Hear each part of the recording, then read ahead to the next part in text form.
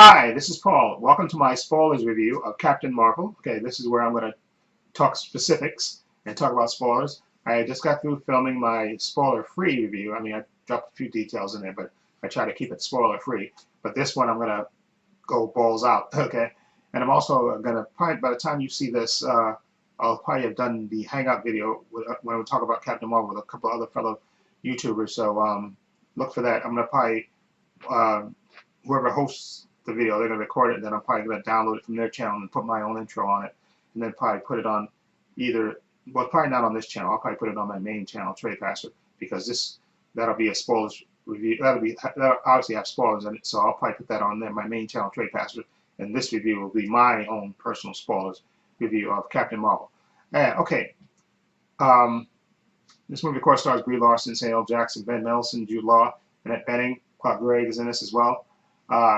Anyway, this is the story of Carol Danvers. He's the pilot that he basically got, I guess, rescued, I guess, in a way, or not rescued, I guess, taken by the Kree and basically put on their world and basically given powers and being trained to be a Kree warrior. Okay, the Kree are at war with the Skrulls.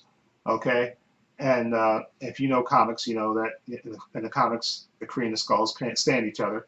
So Carol Danvers is thrust into that world. There's a lot of flashbacks in this because in this movie, it kind of opens with I think she wakes up from a nightmare. She's having a memory flash, okay, which she can't quite get all the details of, and she goes to her trainer, played by Jude Law. He plays Jean Rogue. He's like her supervisor, I guess, in a way, and he's trying to, train her and teach her how to be a better warrior. He's telling her to stop thinking so much with her heart and start using her brain and start thinking and leave those memories behind and basically embrace your role as a Kree warrior in this war that we're fighting. But Carol, she's called in this movie on Kree, she's called Veers, okay. And like I said, they show a little bit of the Kree homeworld. I would have liked to spend a little bit more time on the Kree homeworld because I think it looked very interesting from what we saw. We even have a point where Carol Danvers, or Varys, as she's known on the Kree homeworld, she goes to see the Supreme Intelligence, which if you've read comics, you know the Supreme Intelligence is the leader of all the Kree and stuff. He's the one in charge, and he's supposed to, when you see him, he's supposed to reflect who you. I think they explain it this way. I think they said when you see him, he's supposed to look like whoever inspires you or something. I think that's what the term Jude Law explains to Brie Larson, that when you see he's supposed to be what he looks like, whoever inspires you or whatever. But anyway, so the movie opens with her training and stuff, and then she actually goes on a mission. They're sent on a mission to rescue a fellow undercover agent on one of the outer worlds that they think the Skrulls have taken over. So that they basically it's Brie Larson and Jude Law and a couple of other fellow soldiers. They go on this mission to basically it's an extraction mission to rescue one of their undercover agents and get and get the information that he has from being on this planet. Okay, so they go on this mission and it kind of goes sideways, with the Skrulls revealing themselves and stuff, and then there's a battle, and basically she actually gets captured, and there's a great moment when she's getting interrogated. Actually, at first we don't know what's going on. She's having these flashes of memory, and you hear a voiceover talking, and it's actually Ben Mendelsohn's voice. He plays actually two characters. He plays Talos, and he's like the Skrull that's interrogating her, and he's trying to retrieve memories from her. And you see that shot that you see in the trailer with her hanging upside down, and they're basically probing her mind, trying to find these certain memories that she's had, and they kind of focus on this one particular person that they want to get her memory of, okay, and find out where that person is, okay. And of course, she kind of breaks out and uses a power set to escape, causing chaos on the ship. There's a great little opening, great little scene on the ship where she's battling, the Skrulls, and she's shooting them, and it's a really good, well put together fight scene. And then she eventually escapes in a pod, and she crash lands on Earth into the blockbuster that you see on the trailer, okay. And then basically she's on the planet, and she's actually looking. She doesn't know. I think she doesn't realize it's Earth because, like I said, her memories are flashy. All she knows is planet C356 or 256, something like that, as a number, and she doesn't realize that she's on Earth. And she kind of jury rigs this kind of communication thing, and she, talks to Jude Law's character and tell him, "Listen, I'm on Earth, and I'm trying to find, that she's trying to find this particular device that this particular doctor has, okay? Because when she was getting interrogated, the scrolls kind of pulled it out of her memory that she's looking for Dr. Wendy Lawson, played by Annette Bening, and she's supposed to have this device, this propulsion device that's supposed to be it's the MacGuffin of the movie, basically, and she's trying to get it before the scrolls, who basically crash land on Earth too, get to it and get to her. So she's basically trying to find that. And of course, she runs into Nick Fury, okay, played by a young Nick Fury, played by Samuel L. Jackson, okay. And basically, she starts being chased by Skrulls, and Nick Fury actually runs into. He actually gets surprised. There's a great scene where he's driving in the car with what he thinks is Coulson, okay. And then comes a moment where he gets a call on his car phone from Coulson, and of course he has Coulson sitting next to him. Then he realizes that dude ain't Coulson, and then he winds up shooting and killing him. And then does he shoot and kill him, or I think he crashes the car, and then the Skrull dies. And then they do an autopsy, and then he gets told by his boss, also played by Ben Mendelsohn, Keller. Agent Keller tells him listen, I'll go investigate. We have have an APB on this, Carol Danvers, who's riding around. She stole a motorcycle. He said, I'll run after her and run this lead down. And he said, hurry up and do it. And when you do it, I want to get to talk to her, by herself. Of course, we know at that point that this guy is really a Skrull, just disguised as Nick Fury's boss, okay? And basically, the rest of the movie is Carol and Nick Fury teaming up to try to get this device and evade the Skrulls. Now, the big twist in this movie is that usually the Skrulls are, in the comic books, at least for the most part, are villains, okay? And so are the Kree to a certain extent. I mean, you have Marvel or Captain Marvel, the Captain Marvel, the blonde one, a male Captain Marvel. In this movie, they kind of twist it around, but in the normal, he's usually the good guy. But usually the Skrulls, and like I said, the Skrulls and the Kree hate each other, and sometimes the Kree are villains too. And same as the Skrulls for the most part, the majority of the time are villains. But in this movie, they make it where the Skrulls are the refugees. In a way, they're just trying to survive the Kree, so they kind of twist that up. Now, I usually like my Skrulls to be bad guys because I just love the Supreme Skrull. There was a comic book that I read as a kid, where Fantastic Four, where Johnny Storm had to fight the Super Skrull. Okay, I think what happened was that the Super Skrull, who had all the powers of the Fantastic Four, and for some reason, I think Johnny, Ben, and that's what it was. They were going. I think they got hit with an age rage, and they were growing old, basically. Johnny, not all except Johnny, Sue, Reed, and Ben. And basically, Johnny had to fight the Super Skrull by himself to, save his teammates, and then reverse their powers and suck them back into them so they could live. Okay, and that was a really good comic book. Anyway, so I usually like my Skrulls to be bad guys. So in this, they make them refugees and kind of sympathetic. And I know a lot of people are saying they were thinking that this was going to be a, lead to a secret invasion, especially Grace Randolph from Beyond the Trailer. She's just really dying for the Skrulls to infiltrate, and maybe even Captain America to be a Skrull. Because he wants to see the secret wars with the Skrull invasion. She wants to see that so bad. But in this movie, they kind of make they do make the Skrulls the sympathetic refugee characters. So. And Ben Mendelsohn, I think, did a great job as this Talos, this guy who's, first, of course, seems villainous, but then eventually, when he reveals everything that's going on, he's a sympathetic figure. And basically, he was working with Annette Bening's character, who, again, she plays two characters in this movie. She plays the Spring Being, and she also plays Dr. Wendy Lawson. Yeah, Wendy Lawson, who's the one who's really Kree, or she's really Marvel. They just changed it. She's really the original Captain Marvel, okay, and she was working on that device to help, to help the Skrulls, okay. But of course, she got found out, and she was going to test that weapon. And she got found out, and when we find out, because like I said, Carol Danvers can't remember her memory, but she eventually remembers, and she remembers that she went on a. They actually find the black box that Carol Danvers crashed in, and they actually find out that she was actually testing it with Dr. Wendy Lawson when they got attacked by the Kree, and basically she wound up dying.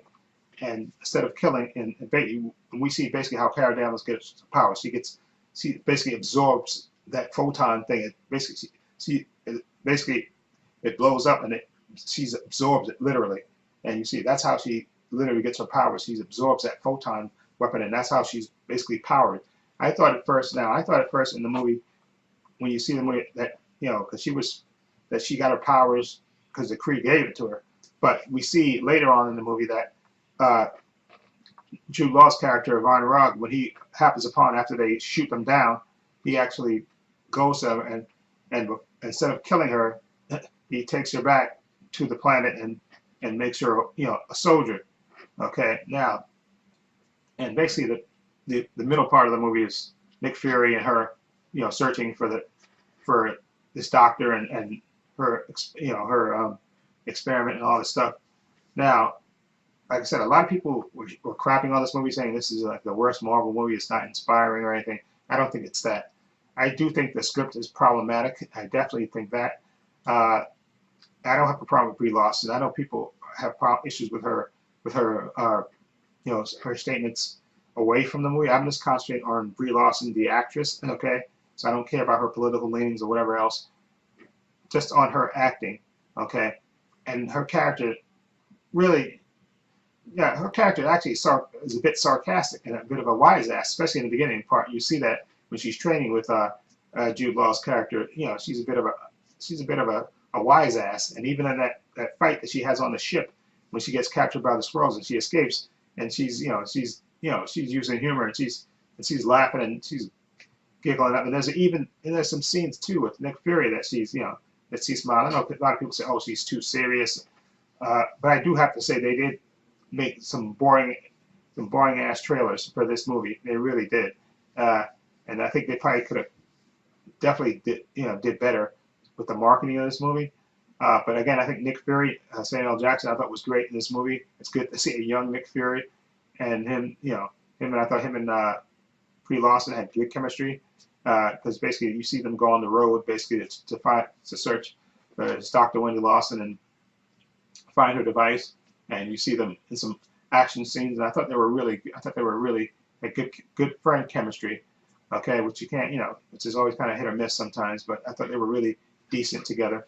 And I thought Jude Law, I thought his character was good because at first, you think he's this hard ass, but he really is, you think he's really looking out for the best for Carol. He really wants her to be a top flight soldier, but then we find out that he was actually the one that actually shot her down and really and she's the reason why she has her powers, okay?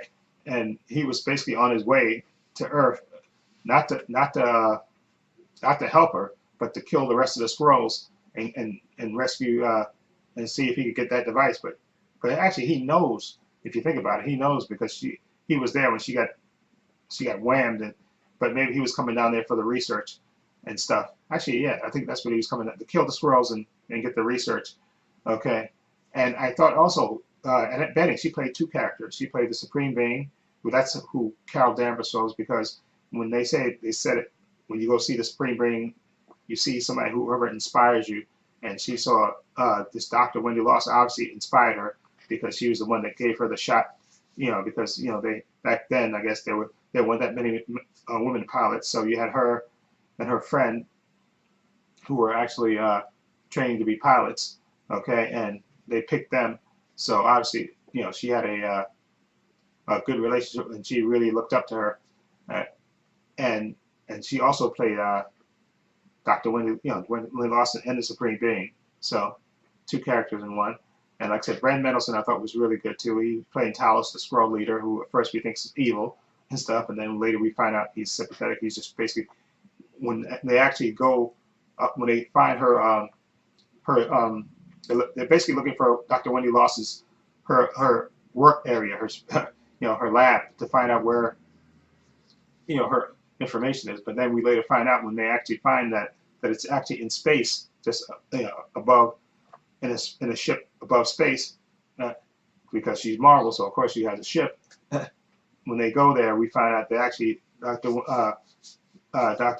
Wendy Lost or Marvel is actually host. She has a bunch of Skrulls on the ship, refugees there that she was taking care of.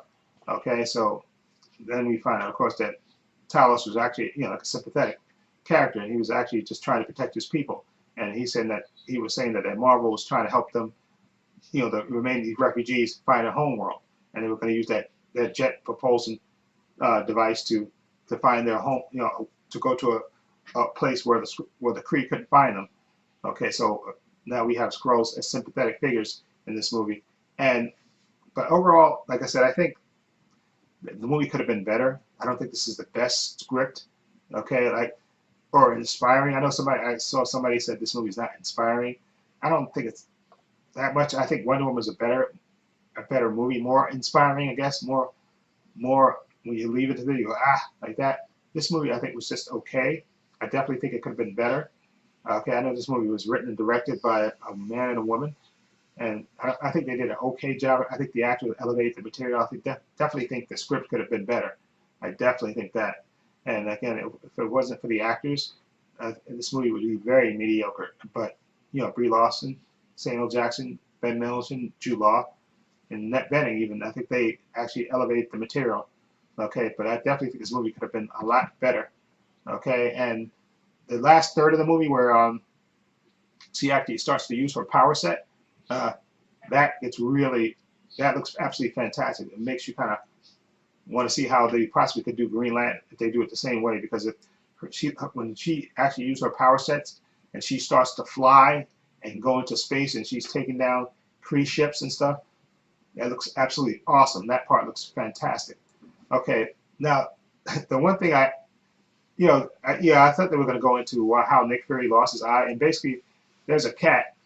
I forgot the name of the cat now, but there's a cat that they find in the when they go to the air base to look for Dr. Wendy Lawson's, and the cat, Nick Fury kind of takes a liking to the cat, and the cat kind of follows them around here and there, and then later we find out that it's not a normal cat, that actually that cat is an alien cat, and the way that he showed Nick Fury losing his eye is that he's playing with the cat, and the cat just reaches out and scratches his eye, and then later you see that it's just not, he says that it's getting better, but then later you see him in his office and he has like a patch over his eye, not a real patch like he normally does, but like a silver kind of patch over his eye. So obviously, without, since this is an alien cat, it infected his eye, and obviously you can't see it. I thought that was a corny way to do that. I actually thought he's going to get shot by the Kree or something, and lose his eye that way, maybe jumping in front of a blast to save Carol or something like that, or on trying to save one of the Skrulls. That's how I thought he was going to lose the eye.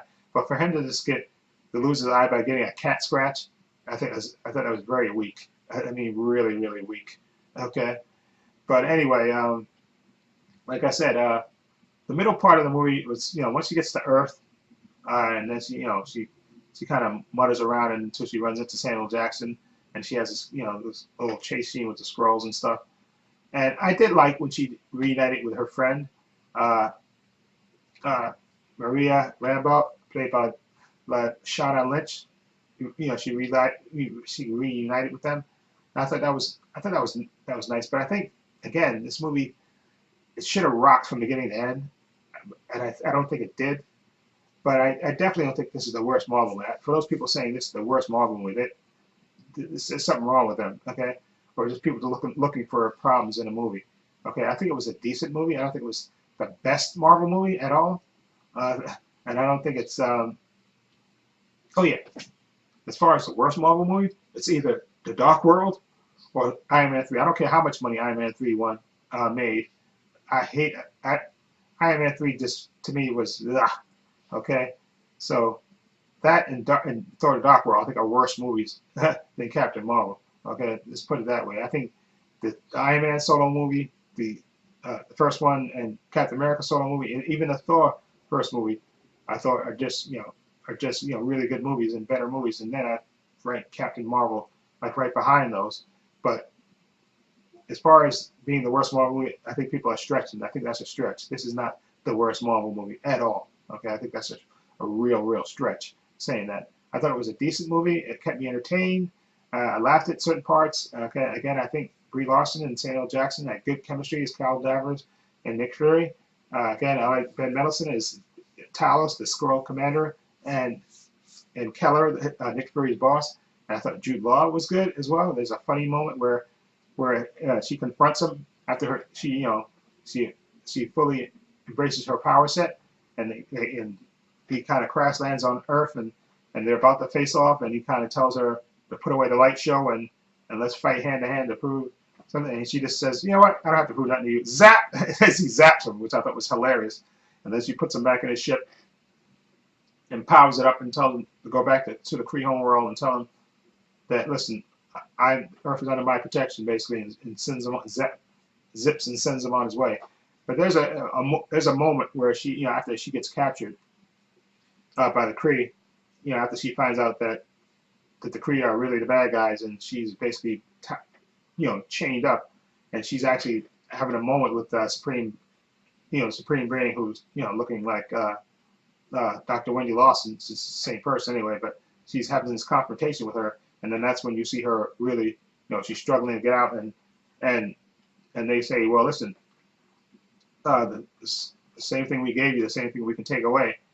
See, that's why I thought that they gave her powers, but obviously they didn't give her powers, because we see, which is sort of confusing if you think about it, because at first you thought, because she had the ability to shoot those energy blasts, and I don't think I see any other Kree do that. So I thought they gave her that power, but later we find out, of course, that obviously when she was at that, when she was in front of the photon engine thing and exploded, and she absorbed it, and that's how she got her power. So when the Supreme Being is communicating with her while she's all tied up, and then she tries to use her power, and she really can't access it, and then until she really concentrates, and then she really charges, and she breaks the hold, and she breaks out of her bonds, and they of course battle the Kree. So that part is confusing. That at first you think that she gets a power set from the Kree gave it to her, but obviously Jude Law's character, he was there. He saw when she absorbed the photon thing. So obviously they didn't give her. They didn't technically they didn't give her a power. They didn't. So she obviously had it by absorbing that photon engine, the power she enjoyed. That's how she had her power set. So I don't see that part didn't make sense to me. How this Being thought that they were taking away her power when actually she didn't get her powers from them. That part made no sense to me, because I thought they gave her that power, and they were holding, when they had her hot, that tied up, that they were holding it back from her, restricting. But obviously she didn't get her power set from that. She absorbed it from that photon engine explosion. So that part didn't make much sense. That the Supreme Being thought that he was taking away a power set, but I guess she didn't really live up to her potential, except in that moment, and then that's when she was, she fully charged on her own, and that's when she was kicking ass. And I thought the space battle at the, when actually, and Rodan the Accuser is in this, played by Lee Pace, which I'm always happy to see. He's in this, and he comes to Earth, because Jude Law's character tells him to come after he lands on Earth, and they shoot all these missiles, and she shoots up, and she's some great special effects of her blowing up the missiles and stuff, which looks fantastic. Anyway, I don't think, again, this is the worst Marvel movie, not by a long shot. I definitely think it could have been better. I definitely think Wonder Woman is a better movie, just way more inspiring, and just overall just a better movie. Okay, I think a better script would have been worked this character justice. Okay, there is an after credit scene, obviously, where you see the Avengers there. You see they have that device that we saw Nick Fury turned on at the end of Infinity War, and you see it's charging and charging. Then also I think the power goes out of it, and then you see Steve, Natasha, Bruce, and what you call it, and what's his face, Don Cheadle's character, War Machine there, and they're talking about powering it back up again, and because Steve says this, or no, I think Natasha says, listen, if Nick Fury turned this on this was on for a reason, and then all of a sudden she turns around, and then there's they turn around and there's Carol Danvers there. And I didn't hear this in the theater because people started just cheering loudly, so I couldn't hear what she said. But later I read it. She said, "Where's Nick Fury?" And you see her hair is longer, and she's there, and then it cuts off there. But these, like I said, because people cheered like crazy when she showed up there, and she had the longer hair. But apparently she said, "Where's Nick Fury?" Like you couldn't see, I couldn't quite hear that because people were like going nuts as soon as she turned around and there was Captain Marvel. So we'll see how that, so we know that she goes straight to the Avengers, okay? And apparently in that Endgame trailer, Super Bowl spot, they probably digitally cut her, removed her from that. So I'm looking forward to the next trailer, which they'll probably reveal now that the movie's out. They'll probably reveal Captain Marvel in it. So I'm looking forward to the next trailer. And come on, it's going to come out next month. So we're due for another trailer, please, pretty soon. Anyway, for Avengers Infinity War. Again, like I said, I gave the movie a 7 out of 10, and that's mostly because of the actors, okay? And the last third of the movie where you get to see Captain Marvel in a full power set. And I know some people are saying that she's like overpowered, and it does appear that she can do anything. So I don't know how they're going to use her. We'll see how the Russos use her in Endgame, because she does seem extremely powerful. Once she accesses her full power, she looked like, she could fly into space. She could, blow up missiles. She powers. Come on, she basically could do mostly everything. She had, she's just she does seem extremely powerful. She seems like the strongest, strongest Avenger that's in there right now. So I don't know how, they're gonna use her in Endgame. But I trust the Russos to use her power set, and definitely looking forward to see her in more Avengers movies going forward. And also, if they're going to reboot the X-Men, and what if they ever do that thing where if they do have Rogue actually meet her and siphon her power out of her, okay, which should be interesting if they go that route eventually, because I imagine Brie Larson's going to be Carol Danvers for Miss Marvel, or Captain Marvel, excuse me, for a couple of movies, but then maybe that'll be her out to get out, from quit making the movies that they'll have. When they introduce the X-Men, they'll have Rogue steal her powers like they did in the comic books. Anyway, let me know what you think of Captain Marvel. What do you think of it? Feel free to leave comments down below. Let me know what you think of this movie. Do you think this is the worst Marvel movie? I don't think it is, by a long shot, okay? So I don't know what people are saying that for. They can kill the noise, okay? And as far as saying this movie's not inspiring, I have to agree somewhat. I think Wonder Woman was just a far better movie, more inspirational. Just a better movie, but I think definitely they should have got it. And for the next movie, I think they should get one director. I know they had 2 directors on this, a woman and a man, and they wrote it as well. I definitely think they should have got a stronger director, man or woman, to do Captain Marvel, and maybe they'll do that going forward. Because the script was just average to me. It wasn't absolutely fantastic. Definitely could have been better. Okay, and I think what saves it is the actors. Saved the movie. Again, so I gave it a 7 out of 10. Anyway, I have links to my social media in the description box, my Facebook, Twitter, Instagram. I have a link to my main channel, Trepacer, in the description box as well. Please check that out as well. And this is Paul saying so long and take care.